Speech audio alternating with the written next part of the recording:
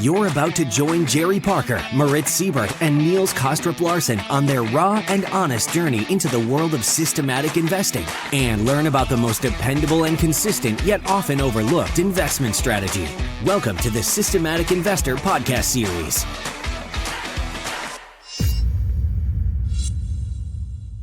Welcome back to this week's edition of the Systematic Investor Series with Moritz Siebert and I, Niels Kostrup Larsen, where each week we take the pulse of the global markets through the lens of a rules-based investor. Firstly, let me just say another really big thank you to all of those of you who took time out to leave a rating and review in iTunes this week. I noticed quite a few. Some of them, of course, you have some funny names like N8 Finch, Spectre, Shek Lee, Dan7586, JP Messiah, and Ross Paul, and Swiss 1291, just to name a few. But we mention you because it is really important for us as a podcast to receive these ratings and review. So we do appreciate them, and rest assured we read all of them. And by the way, as I mentioned last week, these reviews not only help investors discover the podcast, they actually also help you as a current listener, because the more the podcast grows, the easier it becomes for us to attract the best minds in finance to join our conversation. So if you have not yet left a rating and review, we would love if you would take out 5 minutes of your time to maybe do it now by hitting pause and then hit play button when you are done to continue today's episode. And if you need a little bit of help, you can go to toptradersunplugged.com/review. And then you have all the instructions that you need. And I hope, as I always say, that it is not too much of an ask from our side. Moritz, great to have you back this week. How are you doing? How was your time away from podcasting? Hey, Niels, I missed the podcasting. Great to be back, but I was on a 2-week vacation. Well, vacation in, air quotes, because, right. With COVID and, all that stuff going on, it's the vacations they tend to be a little bit different than normal. But I'm back, refreshed and in good spirits. So looking forward to today's chat with you. Absolutely. Yeah, likewise. So my summary this week is going to be a little bit different than the usual because I came across something that I found really interesting. And of course, the first question is this thing about doing well with money has very little to do how smart you are, but it's a lot more to do on how you behave. And as most people know, behavior is very hard to teach, even to really smart people. So, a genius who loses control of their emotions can be financially a disaster. And the opposite, of course, can also be true. Ordinary folks with no financial education can be wealthy if they have a handful of behavioral skills that have nothing to do with formal measures of intelligence. And this is how one of my, and I'm sure I talk for you as well, favorite bloggers and authors, Morgan Housel, begins his new book, The Psychology of Money. And Housel his book touches on many important aspects of our relationship with money. It highlights a very interesting relationship, which of course we're familiar with, which is the relationship between luck and risk.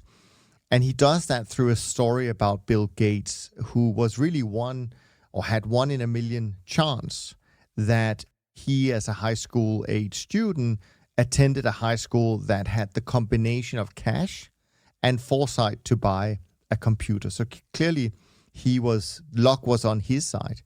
But then at the same time, what most people don't know, and I didn't know either, Bill Gates actually had a very close friend growing up called Kent Evans. And he, in Gates's words, were perhaps the best student in his class and someone that Bill Gates believed that he would have gone to college with and ended up working with, I'm sure, as the third founder of Microsoft in that sense. But Kent Evans, unfortunately, experienced the other side, namely the risk side, because he died in a mountaineering accident before he even graduated high school. And the odds of being killed on a mountain while in high school is roughly the same, about 1 to 1 million. So the other thing that the book does, and I'm not going to go through the whole book, but it does remind us about the importance of having a long investment horizon. He writes about how 81.5 billion of Warren Buffett's 84.5 billion net worth has come to him after he turned 65. So that's kind of quite hard to understand, I think, for many people. And there's also a chapter about getting wealthy versus staying wealthy, and how good investing is not necessarily about good decisions. It's about consistently not screwing up, put in his words, apologize. And also, I think one of my favorite chapters so far in the book is a chapter that is called Tails You Win, and the fact that you can be wrong half the time and still make a fortune. And, there's so many things in that chapter that relates back to trend following. And to give you maybe a little taster of that, Housel explains that most public companies are actually not great. Very few do well, and a handful of them become extraordinary winners. And that's really what accounts for the majority of the stock market returns. And he's found a study that JP Morgan did where they look at the return distribution of the Russell 3000 index. So a really big and broad collection of public companies going back all the way to 1980. And about 40% of the Russell 3000 stock components lost at least 70% of their value and never recovered over this period. And effectively, what they find is that the index overall returns came from just 7% of the components.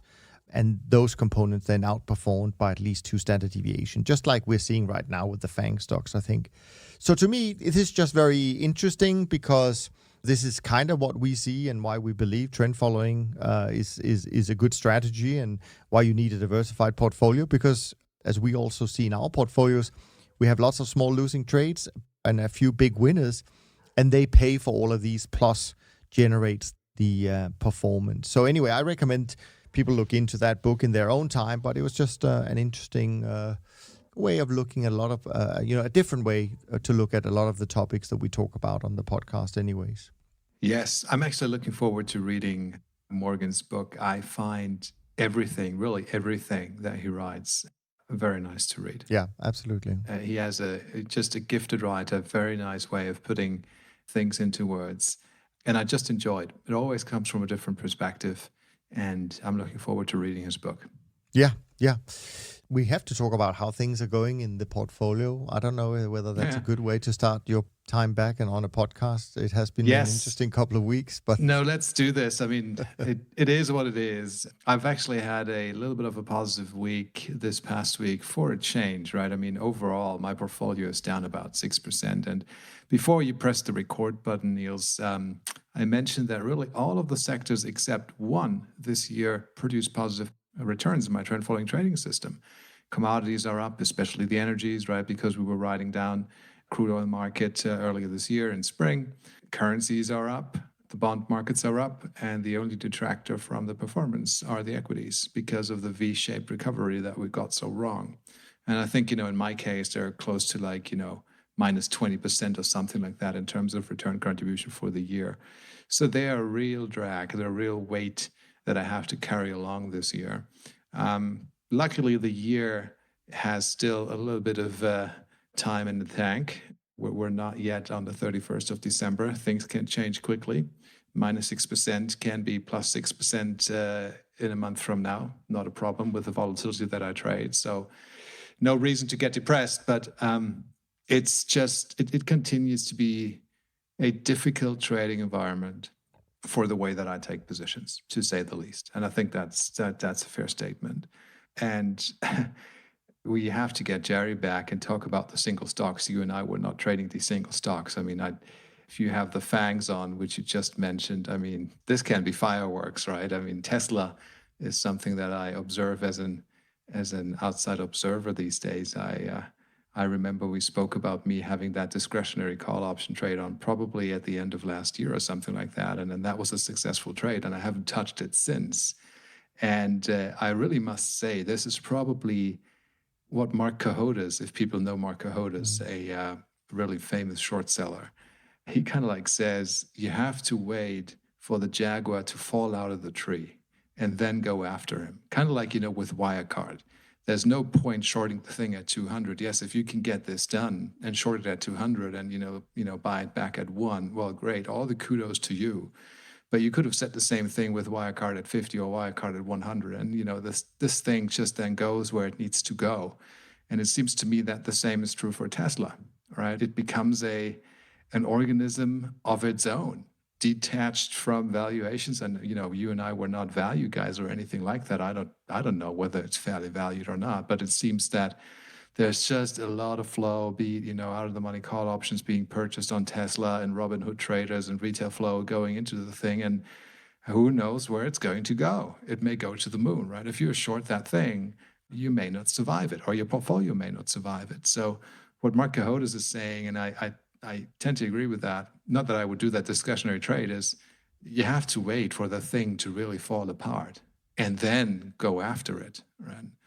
Now, it was actually quite interesting. Germany, as you know, is a car country, right? We love the BMWs and the Mercedes and the Audis and all of that. And I think we're building great cars.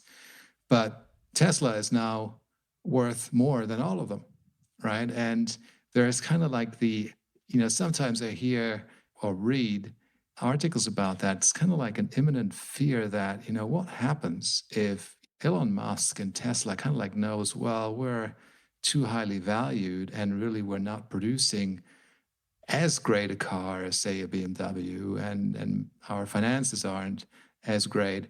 Anyway, whatever the case may be, but we have our stock is worth so much. How about we just purchase Daimler? How about we just use our expensive Tesla stock and we offer the Daimler guys twice the current share price, right? And just own a fantastic brand name.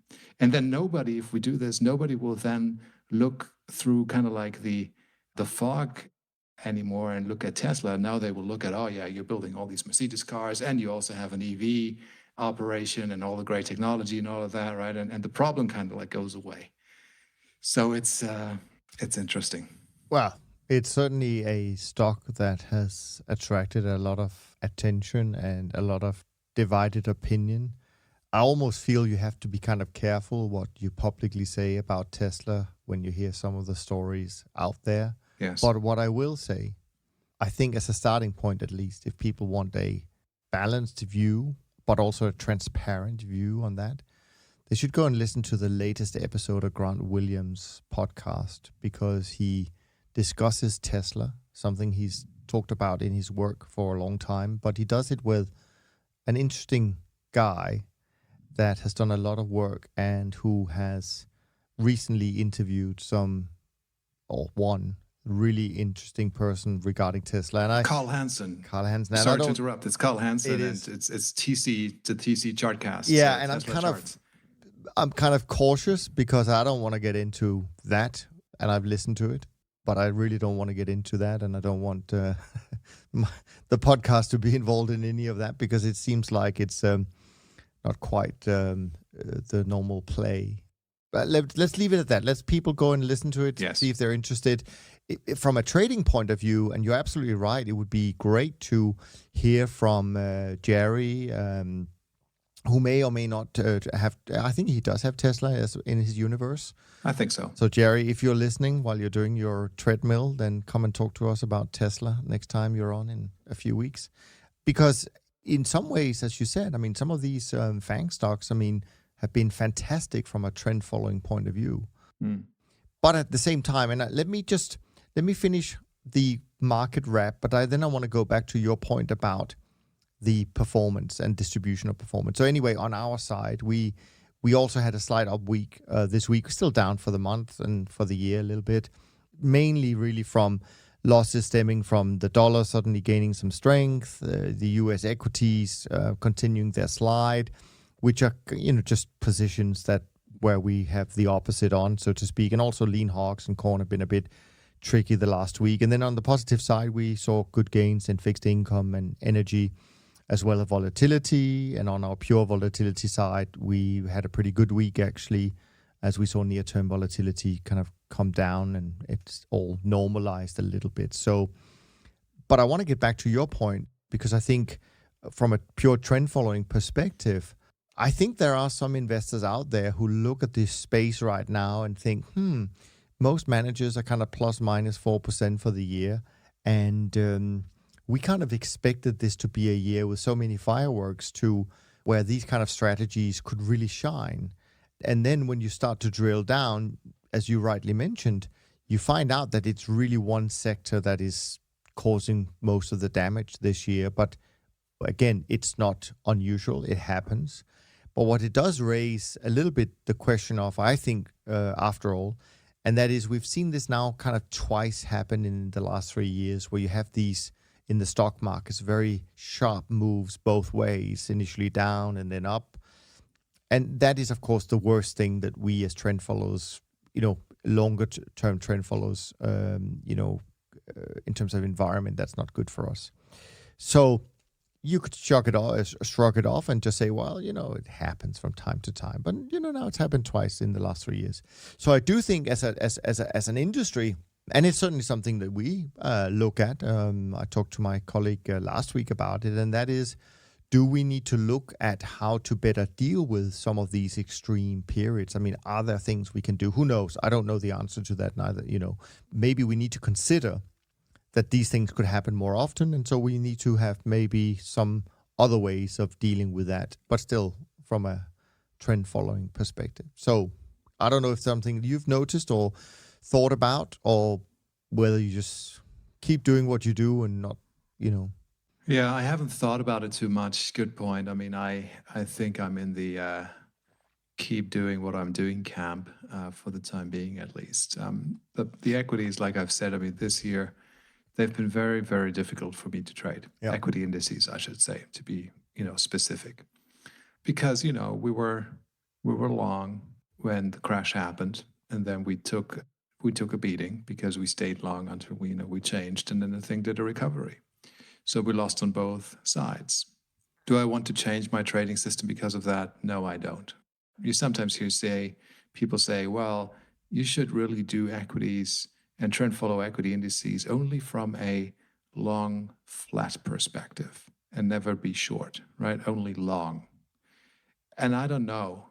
It kind of like goes against the way I look at trend following and the way I want to design my system. I want to be able to trade all markets, long and short, right? And not favor one position over the other. And who knows, maybe, having the possibility of trading equities on the short side is going to be a great feature in the next 10 years. Who knows?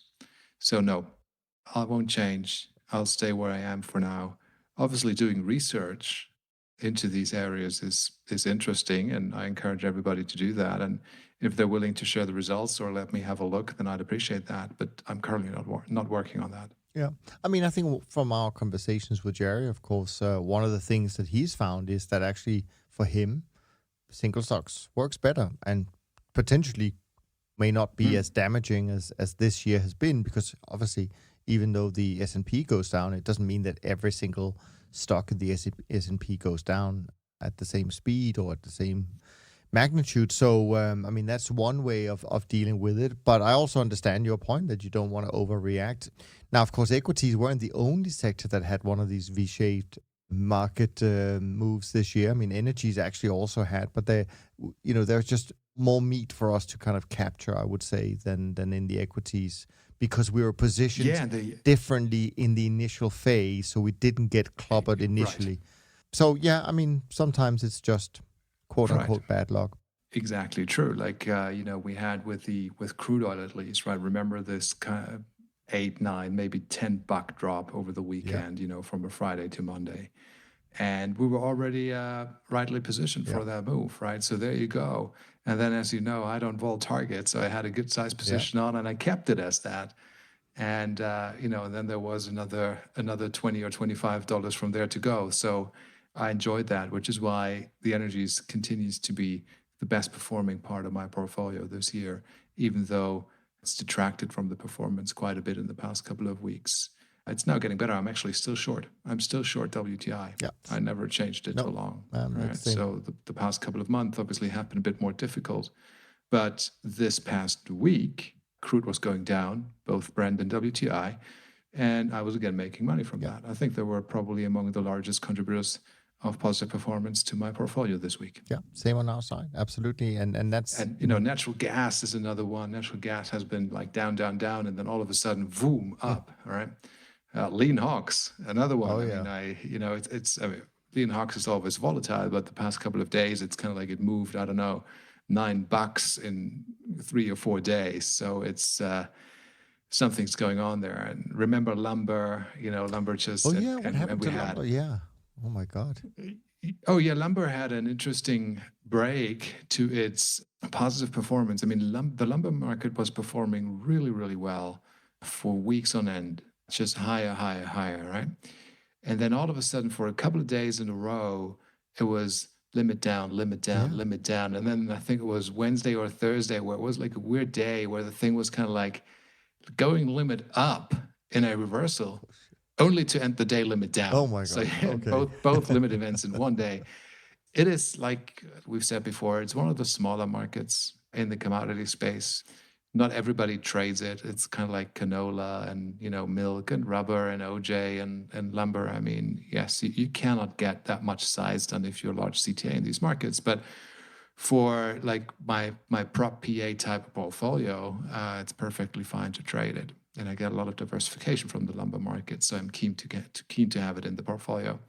But yeah, of course. I mean, that's another reversal. I mean, you don't have to think too hard to know my position in that market. I've been long. I enjoyed the ride up, and I still am. So But it does touch. I mean, and I think we can even include, and again, I think I don't even know if you trade this, but it's a market that we talked about, and that's rough rice. I think that has had of a similar market move this year. But it does.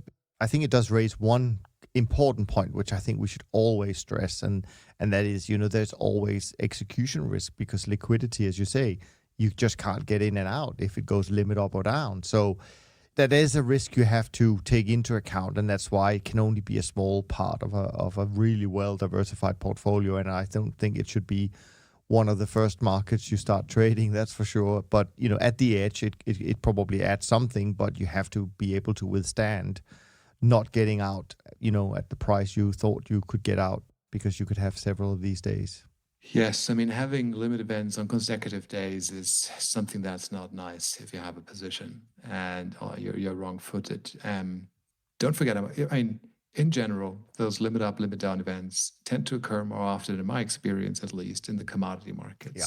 But don't forget, they also happen in WTI, they happen in heating oil, and this year we've seen quite a few of those happening in the E-mini S&P 500. Yeah. So it can happen to all of those markets. I don't disagree. I think the likelihood of them happening in the smaller markets, such as lumber, is greater because, it only requires that much of, lots being traded for the thing to be a limit event on either side of the market. So yes, like you say, I agree. It is something to be mindful of when you put those markets into your system and when you design the risk allocation framework around it. That being said, you should also very fairly and openly look at the diversification benefit that you can get from those markets, right? And I include rough rice in that, and I include milk in that. If you're trading a contract or two, if you're one of these, do-it-yourself trend-following traders, then I think that is fine. That's a fine market to trade. If you need to get 100 lots done, by all means, I don't recommend doing it. Don't be too large in any of these markets. That's important. Yeah, very important. We talked about, or you touched on something regarding interest rates earlier today. And I think we both came across an article from the fixed income sector, another topic that has been talked about. And I think from my recollection, at least, it hasn't been mentioned so often recently. But a few years back, a lot of shorter term managers, not a lot of, that's not fair to say, some short term managers were out saying that trend followers had made all their money from fixed income in the last 20 plus years. And now when interest rates start to go up, that's going to be over. And this is why they need to go with a short term manager. That was kind of the pitch. But of course, returns don't come only from the price move. It comes from a few components of, how markets are structured. So do you want to talk a little bit about the article that I'm thinking of? I think we both saw it, that breaks down, some of the components of these things. Yes, I'm happy to speak about it. And just to frame it, I think it's probably 4, maybe 5 years ago that these early articles came out, which I think you just mentioned or you're referring to. And I believe it was driven by one observation, that was yields were going lower and lower and lower and lower. And investors and maybe managers alike became increasingly worried that if we hit the zero bound, or if we go, say, below 1%, probably, 5 years, we had the 10-year north of 2%, right? So if we go too low, then two things are happening. One, we're losing our money-making capability as trend following traders from these markets because the bond markets would no longer trend up. Point one. Point two, we would be losing our kind of like the crash protection element of them, assuming that the correlation between bonds and equities is negative, meaning that, if we have a crash in the equity markets, then if we're long bond as trend following traders, we can enjoy the P&L from these bond markets during the time of a crash, and that this element, this protective element, would go away because bonds would no longer react. Now, ever since these papers or these articles were written, it quieted down. And the only reason I can see for it quieting down is, we did make money trading bond markets on the long side. At least I continued to trade the bonds, and I think you did too, Niels. And in 2019, I think they were the best performing market. So here we go. They continued to work from us. And now let's separate two things. If you're a long-only bond investor, either in a 60-40 portfolio or you're holding physical cash bonds or cash bonds as part of your asset allocation strategy, I do agree that the risk-reward characteristics of that instruments have changed, unless that is, you believe that interest rates can go to -5 or -10 or something like that, right? In which case, the price of the bond would continue to rise. Now, whether that's likely, I don't know. I think it's fair to say that it's becoming increasingly unlikely that we're going to see something like -5. I don't see that happening in the US. It's kind of like, maybe zero is the bound or slightly negative or something like that. But it's difficult for me to imagine that we're going to a -5 or something like that level. Now, this means that for that cash bond, your return from a price appreciation of that bond no longer is there. But in return, you don't get a yield because, it's already zero. So you're holding that thing. You don't get paid for it, but you have a bunch of risks associated with that holding. One is inflation. If/when inflation shows up, bonds, especially the bonds of longer duration, suffer a lot. They will go down in value. And if interest rates and yields were to rise ever again, I'm not saying that this is happening tomorrow, maybe it's not happening in the next couple of years, but at some point it may happen. If you're holding a longer dated bond, then you will suffer because the price of that bond will go down. So there's many things, I believe, that can work against you when you hold a cash instrument, a cash bond instrument, and not that many that can work in your favor, unless, like I say, you believe yields are going to go much, much lower compared to where they are today. Now, this is different to what we're doing in trend following space because we're not trading cash bonds. We do have cash bills, I guess. You will probably have that as well, Niels, such as T-bills, right, if you're in US dollars, right, to put your access non-margined cash to work and not have that cash sit on the account of the clearing broker where it attracts a negative funding spread. So yes, we do have these cash investments, but they're like, 1 to 3 month expirations, and there's not much happening because they don't have a lot of duration. But we're also trading the 10-year, we're trading, for instance, I'm trading the Buxel, which is a 30-year, right? So this is long duration bonds, but I'm trading the futures contract on that. And this is different than cash because there's a couple of things happening with the pricing of that futures contract that are different to the cash instrument. And this paper that you mentioned, I think, did a very good job of dissecting the different sources of return and yield that are associated with trading bond futures contract. And for the most part, in the earlier papers, we've had, oh yes, there's a carry element, and we know that, right? So if bond futures trade in backwardation because the yield curve is upward sloping, meaning you have a shorter dated funding rate that's implied in the basis of the futures contract, but you have a longer dated yield, creating the backwardated contract price, then you have a carry that you can earn if you're holding a long position. And this carry is quite substantial. I think it's probably made 2/3 in recent years of the return associated with the long position. And only 1/3 has come from price appreciation meaning from a further decline in the yield. Now, what this paper also does is it adds a third element to it, which the other articles have previously not touched on, and I think they're doing a good job with it, and that is the roll yield, right? Which is the yield that you will gain in addition to the carry, only because the maturity changes. You're becoming shorter dated, right? And if the yield curve stays exactly unchanged compared to the point when you entered the position, and it's exactly the same at the point when you exit the position, then you will have entered a longer term maturity bond. Now that you exited, it's a slightly different tenor. It's a slightly different maturity. It's shorter dated now.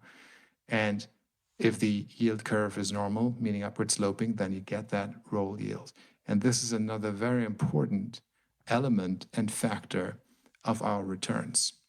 And the conclusion of that paper is that, yes, I mean, the risk-reward characteristics also for the futures may not be as good compared to where they were 10 years ago or something like that.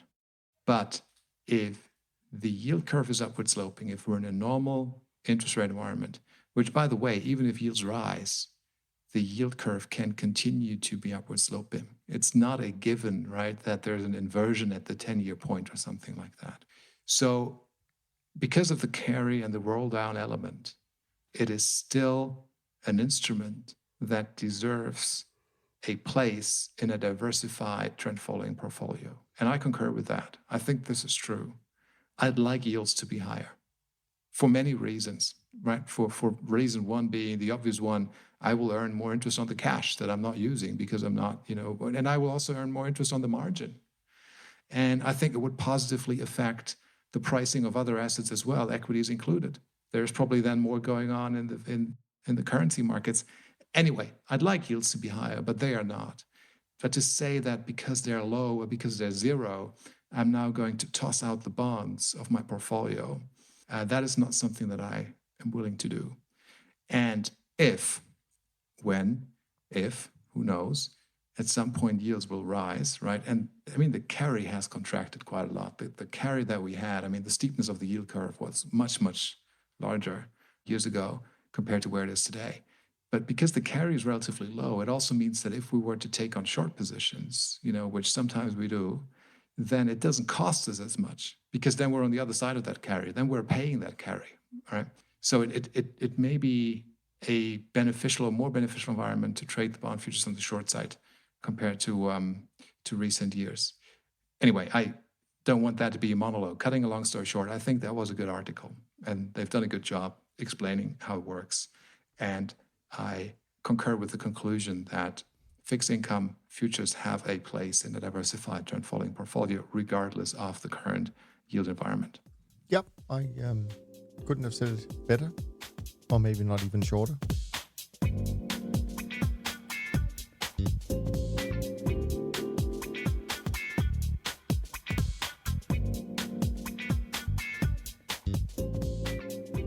There is a question, maybe even two, that we can dive into as well.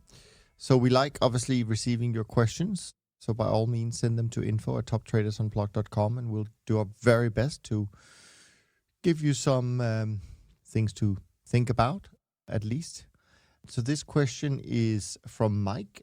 Mike had a question he had waited a very long time for Rob that we got a couple of weeks ago, done with a very lengthy explanation by Rob, which was very professorial, if I can put it that way.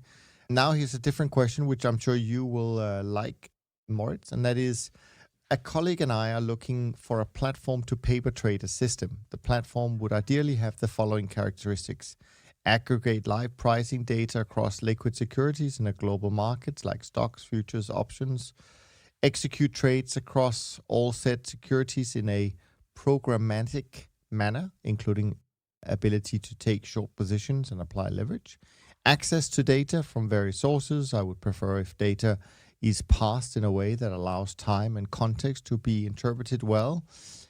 And it has a custom allocation engine, transaction cost optimization / minimization. So, Mike, of course, you're not asking for a few things here. You're asking for kind of a Rolls Royce, I think, of backtesting. But let's see what Moritz has to say. I have a feeling where we're going with this, but let's hear Moritz about kind of backtesting platforms, what your experiences with this? Yes, Mike, you're asking for a lot of things, and I'm not sure if you're asking for a backtesting platform. I'm very happy to speak about backtesting platforms, but I think, Niels, what we've said earlier is a paper Or trading maybe it's not, environment. to actually test the system. Okay. So it's kind of a, Okay. as you say, it's kind of a mix of things. You're right. You're right, Moritz. Right. It's two different things. I mean, there are services / platforms that offer a paper trading environment. Actually, Interactive Brokers is doing that. You can open a simulated or paper traded Interactive Brokers account, and obviously then the benefit is you're in that simulated environment, but you get all the reporting, and you can say you get a statement, these type of things, but not with real money. So you can exercise, if you will, do a dry run, but then at some point you would start trading live, and this is when things change, because you will have impact. Every transaction that is done in the market will have impact. It hits the order book in some way, shape, or form, and the result may therefore then be different than in a paper trading environment. But going to the backtesting platforms, what you want is not Excel, because you've just mentioned that you want allocation mechanisms and all these type of things.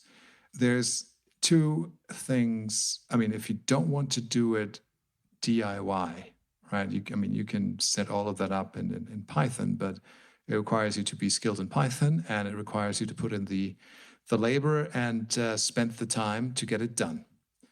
The alternative is you can spend some money. It's not incredibly expensive for some of these systems, and purchase one that has these features built in. Maybe not all of them that you're looking for, but at least some of them, if not most of them. And I think that for futures-based backtesting purposes, there's a system which is called trading blocks, which actually I'm only in touch with since about a year, and I'm using it to kind of like run a couple of tests, play around with it. It's easy enough for me to use, and I can really recommend that. Trading blocks, BLOX, very good for backtesting futures-based trading systems, but you can also do cash equities. I've never done that, so I can't speak to that.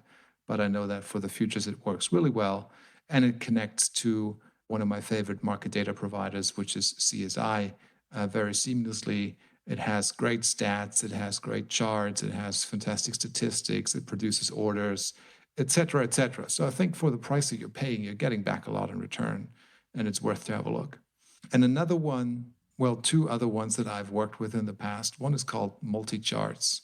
Multicharts is also a platform, but it's used by a lot of people for intraday trading. So it's kind of like a different environment where you connect to market data source and then creates a chart, and you're essentially trading off that chart, and you can do it on tick data or minute bars and things like that. And obviously, you can do it on daily bars as well, which is where I'm at home. I don't do any of that intraday stuff, but it is there. I think it has a more powerful suite, even in terms of like the features that it offers, the features that you mentioned, Mike, like all the reporting and allocation and things like that. I could imagine that Multicharts has a bit more power under the hood in that regard. And finally, I want to mention, there's NinjaTrader, of course, there's TradeStation and TradeSignal. I forgot TradeStation. TradeStation was the first system I ever worked with, and I can recommend it by all means. I think TradeStation is great, and TradeSignal and NinjaTrader are kind of like alternatives to that, but I don't think they're as powerful. At least the last time I looked. So here you are. I gave you, I think, what was it? 5 names: trading blocks, Multicharts, NinjaTrader, TradeStation, TradeSignal. Have a look at them, see what they can do for you, and whether they can do what it is that you need them to do. I mean, these were great recommendations. I don't know all of them. I know some of them. I've heard of others. So I think Mike definitely has a really good list of things to look into. One thing that I've always kind of thought about, and that is with those platforms where you have to kind of put your secret sauce, your code, your rules up into their system. It's always been kind of, I'm not sure I really want to do that. I don't really want other people to access my code. So I have to say, in my personal experience with all of this, I've had to do it the other way, and that is to hire someone who I trust and who can actually program these things in completely separate systems. Yeah. Yes, I agree with that. There are platforms out there where your code is uploaded in a cloud or into their cloud, right? And it becomes visible, or you don't know what it's, Right. unless you read the terms and conditions and all the legal fine print around it, you don't really know what's going to happen with that stuff. I mean, there's actually a couple of business models, Quantopian, et Yeah. cetera, that are built around that, right? Where you have trading competitions and all of that. And I would not do that. The 5 names that I've mentioned, they don't work that way. Hmm. It's a software that you install on your computer. The only thing that it takes is market data, but all the programs and system files and everything that you create as your intellectual property is stored on your machine Mm. and not in the provider's cloud. Yeah. It's so funny because we have another question this week. These are completely random people. They're probably, Mike obviously is sitting somewhere in the world, and then our other listener who came in, which is Carmich. I hope I didn't pronounce that too badly. Who looks like he might be sitting in a completely different part of the world, and they actually have more or less the same question. I find that fascinating. So, not to glance over your question, Carmich, and I'm sure you've listened to Moritz's first question. Your question was specifically if we can recommend any other well-known off-the-shelf trend-following strategies for retail investors. So it's not exactly the same, right? It's here you're actually asking for kind of the answer to a strategy, and you start out by asking a question beforehand, and that is you're studying the composite dual momentum strategy by Gary Antonici and Ned Davis. You ask whether we know the advantages and disadvantages of each of these strategies, or whether you should implement both. And so I'm going to turn it again to Moritz because I did give him a heads up on this question, and he may know a little bit more about this. I don't know any of these particular strategies, so I wouldn't want to give you my thoughts as such. But then at least your follow-up question was somewhat related to what we talked about before. But let's talk about this particular question. Yes, Gary Antonacci's dual momentum strategy, I think, is what was brought up. And I must say, I don't know how this system or this strategy performed this year. I'm not following the system, and I think it'll become clear in a second why. But I know how it works. And to summarize it real quick, it is in the original version of that dual momentum strategy, which I remember, there's a domestic U.S. equity market, say the S&P 500. There's an international equity market. You could say that's the MSCI World. And then there's a U.S. Treasury holding. And what you do is, in a step 1, you would observe which of the 2 equity markets shows the best 12-month performance, right? So it has a 12-month, i.e. 1-year look-back window. And if the S&P 500, the domestic market, is performing better than the MSCI World, which is the international market, then you would go for the S&P 500 and vice versa. That's step 1. Now there's a step 2. The step 2 is you compare the winner of the selection that you've just made, the best of these 2 equity markets, you compare now to the 12-month performance of the bond market. And if the equity market has performed better than the bond market, then for the next period, which is 1 month, you will be long the equity market. And if the opposite is true, then you will be long the bond market. You will be long US Treasuries. And I've just mentioned 1 month. So there's always a month-end observation. So only once a month do you look at this system, and you would then implement on the next business day whatever the new position ought to be. And then there's a nice performance chart, right? And it's performed real well. US equities have performed real well in the past couple of years, at least ever since the GFC. We know that bond markets have performed really, really well for not only since the GFC, but for the past 30 or 35 years. So seeing a upward sloping, nicely looking performance chart attached to that system isn't all too much a surprise for me. In the same way that I'm not surprised to see nice performance charts for 60/40 portfolio or for risk parity portfolio up until now, right? It's kind of like, yeah, they've worked. But this is also then when I stopped being interested in that type of a system for a couple of reasons. One, I don't like systems that have a once a month, end of month kind of like observation point.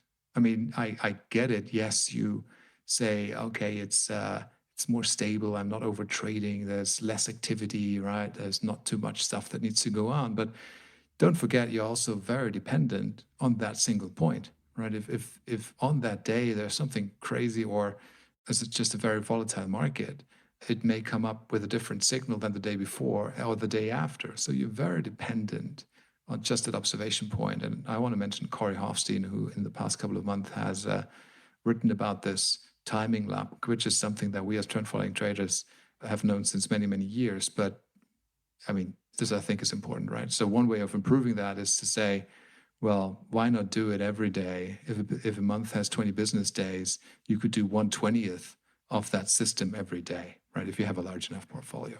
But anyway, that's besides the point. That the main reason that I'm not interested in that system, and I don't, if Gary Antonacci is listening, I'm not here to kind of like, say that the system is bad or critique him in any shape or form. It is what it is. It's just, for me, I want systems to trade more markets. I'm completely missing the commodities and the currencies from that system. I completely miss international and geographical diversification. It's completely focused on the US with the S&P 500 and this, or international stocks and US treasuries. It doesn't trade any other treasury market. And it only trades on the long side. And this is not what I would like to have in, or put it differently. I like a well-diversified system across many different assets, uncorrelated assets that can trade long and short much more off the get-go than a system that is trading three markets and can be long only.